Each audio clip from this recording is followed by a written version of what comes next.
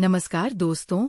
मंगल ग्रह अंगारक भविष्य में पृथ्वी के अंत के समय मानव जाति के लिए एकमात्र विकल्प के रूप में हो सकता है, जब मनुष्यों को भागने की जरूरत पड़ेगी। लेकिन जब मंगल ग्रह पृथ्वी के सबसे नजदीक आएगा, तब भी लगभग 56 मिलियन किलोमीटर की दूरी होगी। इसरो मंगलयान सहित अब तक लॉन्च की गई सभी मिशनों के लिए मंगल ग्रह तक पहुंचने में कम से कम 6 से 10 महीने का समय लगा है। लेकिन अब केवल 30 दिनों में मंगल ग्रह तक पहुंचने वाली तकनीक को नासा नहीं, स्पेसएक्स नहीं, इसरो नहीं, जापान का जाक्सा नहीं, यूरोप का ईसा नहीं, बल्कि रूस ने तैयार किया है। सिर्फ 1 सेकंड में 100 किलोमीटर की गति कितनी होती है? 1 सेकंड में 100 किलोमीटर की गति का मतलब पुणे से मुंबई तक मात्र 3 सेकंड में पहुंचने की गति। स्पेसक्राफ्ट को तैयार किया है जो इतनी तेज गति में यात्रा कर सकता है। स्पेसक्राफ्ट को तैयार करने से भी ज्यादा ऐसा इंजन तैयार किया है जो स्पेसक्राफ्ट को इस गति में ले जा सकता है। ये प्लाज्मा इंजन है। स्पष्ट रूप से धरती के वातावरण में इतनी गति से जाने और स्पेस में जाने में अंतर है। वहां घर्षण नहीं होता। पर आपको सिर्फ तुलना के लिए बता रहे हैं ये प्लाज्मा इंजन कैसे काम करता है, और एलन मस्क भी इसे बनाना चाहते हैं। क्यों?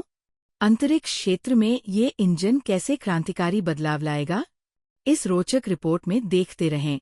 स्पेस में सुपर फास्ट टेक्नोलॉजी, 30 दिनों में मंगल ग्रह, 5 बजे चंद्रमा। दोस्तों, अमेरिकी नासा के जन्म से पहले रूस ने स्पेस में स्पुतनिक उपग्रह को लॉन्च किया था। सबसे पहले अंतरिक्ष में इंसानों को भेजने वाला भी रूस ही था। अब एक तरफ युद्ध कर रहे हैं, तो दूसरी तरफ रूस के वैज्ञानिकों ने दुनिया को चौंकाने वाली स्पेस तकनीक तैयार की है। रूस के रोसाटम वैज्ञानिक प्लाज्मा इलेक्ट्रिक रॉकेट इंजन तैयार कर रहे हैं और उसका परीक्षण कर रहे हैं। इस प्लाज्मा इंजन के बारे में दावा किया गया है कि ये केवल 30 दिनों में मंगल ग्रह तक स्पेसक्राफ्ट को पहुंचा सकता है। अगर मंगल ग्रह तक 30 दिनों में पहुंच सकते हैं, तो चंद्रमा तक पहुंचने में केवल 4-5 घंटे लगेंगे। सोचिए, स्पेस टूरिज्म कितना आसान हो जाएगा। यही कारण है कि इस इंजन को अंतरिक्ष क्षेत्र में गेम चेंजर माना जा रहा है। भारत सहित सभी स्पेस सुपर पावर्स अब धरती और चंद्रमा की कक्षा में स्पेस स्टेशन बनाकर वहां से स्पेसक्राफ्ट ऑपरेट करने की योजना बना रहे हैं। इस योजना के लिए इस तरह की सुपर फास्ट तकनीक की जरूरत थी, जिसे रूस ने पहले तैयार किया है।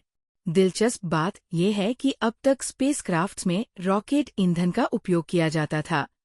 स्पेस में भी हाइड्रोजन और ऑक्सीजन को कंबशन करके, यानी उन्हें एक साथ जलाकर आग उत्पन्न करके स्पेसक्राफ्ट को पावर देना पड़ता था। पहले आग लगने पर स्पेसक्राफ्ट आगे बढ़ता था। न्यूटन का तीसरा नियम यही कहता है। लेकिन इस इंजन में कंबशन नहीं होता, आग नहीं लगती। इंजन के लिए ऑक्सीजन ले जाने की जरूरत नहीं होती। एक तरह से ये अंतरिक्ष के इलेक्ट्रिक वाहनों ईवीज की तरह है। तो यह कैसे काम करता है? इसकी तकनीक क्या है? विज्ञान क्या है? आग के बिना स्पेसक्राफ्ट कैसे आगे बढ़ता है? स्पेसक्राफ्ट को थ्रस्ट कैसे मिलता है? चलिए हम इसका पता लगाते हैं। आग की बजाय प्लाज्मा थ्रस्ट। दोस्तों, प्लाज्मा शब्द आपने सुना होगा। ठोस, तरल, गैस के बाद पदार्थ की चौथी अवस्था प्लाज्मा होती है। जब आग बहुत तेजी से जलती है, तब प्लाज्मा दिखाई देता है। आग के ऊपर हवा में ब्लर ब्लर तैरता हुआ प्लाज्मा देखा जा सकता है। गर्मी के दौरान तपती सड़क पर भी इसे देखा जा सकता है। यदि आपने किसी फाइटर जेट के इंजन को देखा हो, तो जब इंजन शुरू होता है, उस उच्च तापमान पर प्लाज्मा दिखाई देता है। स्क्रीन पर भी आप देख सकते हैं कि जहां भी तापमान अधिक होता है, वहां प्लाज्मा दिखाई देता है।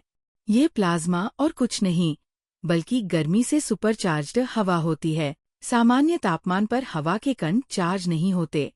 हम जो हवा सांस लेते हैं, वह न्यूट्रल होती है। लेकिन जब हवा गर्म होती है, तो कुछ कण पॉजिटिव चार्ज हो जाते हैं और कुछ नेगेटिव चार्ज हो जाते हैं, और वे तेजी से मूव करने लगते हैं। यही प्लाज्मा है।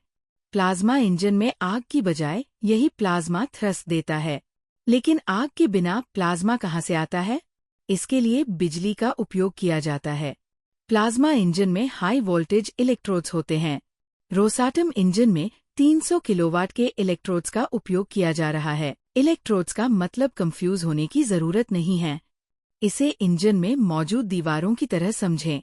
एक दीवार पॉजिटिव और दूसरी दीवार नेगेटिव इलेक्ट्रोड की तरह होती है। इन इलेक्ट्रोड्स को हाई वोल्टेज करंट देने पर इससे एक शक्तिशाली मैग्नेटिक फील्ड बनता है। साथ ही इन इलेक्ट्रोड्स के बीच चार्ज हाइड्रोजन कणों को छोड़ा जाता है। चार्ज हाइड्रोजन का मतलब, जो अब आप समझ चुके हैं, वह प्लाज्मा रूप में होता है। इलेक्ट्रोड से उत्पन्न स्ट्रॉन्ग मैग्नेटिक फील्ड उस प्लाज्मा को हर सेकंड में 100 किलोमीटर की गति से इंजन से बाहर फेंकता है। वही इस इंजन को थ्रस्ट इसलिए मिलता है क्योंकि प्लाज्मा को गति दी जाती है। इस इंजन को प्लाज्मा एक्सेलरेट भी कहा जाता है। रॉकेट फ्यूल का उपयोग करने वाले नियमित इंजन में अधिकतम थ्रस्ट प्रति सेकंड 4.5 किलोमीटर की गति हो सकती है, लेकिन इस इंजन में प्रति सेकंड 100 किलोमीटर की गति से थ्रस्ट हो सकता है, जैसा कि रोसाटम वैज्ञानिकों ने कहा है। अब तक लैबोरेटरी प्रोटोटाइप को 2400 घंटे तक परीक्षण किया गया है। यहाँ आपके मन में एक सवाल हो सकता है कि इलेक्ट्रोड्स को हाई वोल्टेज करंट कैसे दिया जाता है। इसके लिए स्पेसक्राफ्ट में एक छोटा क्लियर रिएक्टर भी होता है। रेस में उतरा इसरो।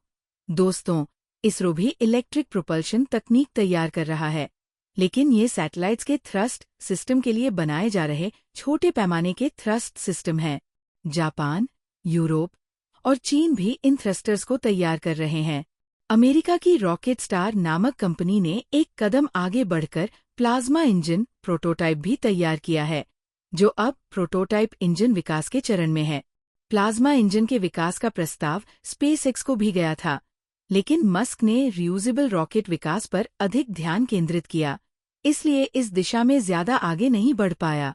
अब रूस ने इस इंजन को तैयार करके स्पेस इंडस्ट्री को चौंका दिया है, क्योंकि इसमें उपयोग होने वाले ईंधन की मात्रा कम होने के बावजूद नियमित इंजन से अधिक थ्रस्ट मिलती है, इसलिए बहुत कम ईंधन ले जाने पर ही काम चल जाएगा। साथ ही 6 महीने के मिशन 1 महीने तक कम हो जाने के कारण अंतरिक्ष यात्रियों को ज्यादा संसाधन ले जाने की जरूरत नहीं होगी। इसलिए ईंधन और संसाधनों की कमी के कारण स्पेसक्राफ्ट का आकार और वजन कम हो जाएगा। इनकी हाई स्पीड ऑपरेशंस के कारण वैज्ञानिक सौर मंडल के बाहर भी जाने में सक्षम हो सकते हैं।